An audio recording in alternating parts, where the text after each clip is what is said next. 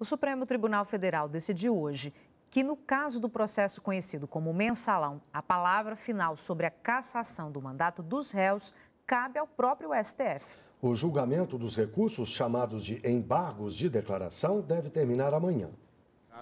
Na análise dos recursos do deputado João Paulo Cunha, os ministros confirmaram por unanimidade que os parlamentares condenados neste processo devem perder o mandato automaticamente. A decisão havia sido tomada durante o julgamento no ano passado, mas casos similares este ano, como o de Nathan Donadon, tiveram parecer diferente. Os membros da corte entenderam que os embargos de declaração não são instrumento para questionar esse ponto. Naquela época, o plenário decidiu que competia ao Supremo Tribunal Federal estabelecer a perda do mandato. Mas logo depois, o pleno desta corte deliberou em sentido diverso, ou seja, dizendo que a competência cabe ao Congresso Nacional. Mas no acórdão, assim foi decidido à época, e o acórdão reflete o pensamento do plenário à época. A corte rejeitou ainda os recursos do ex-presidente do Banco do Brasil, Henrique Pizzolatto, e do ex-deputado Pedro Correia.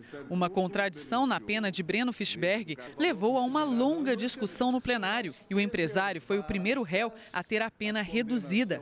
Breno Fischberg havia sido condenado a mais de 5 anos de prisão e cerca de R$570 mil de multa. Com a mudança, a pena foi reduzida para 3 anos e 6 meses de prisão, podendo ser convertida em prestação de serviços à comunidade, além de multa.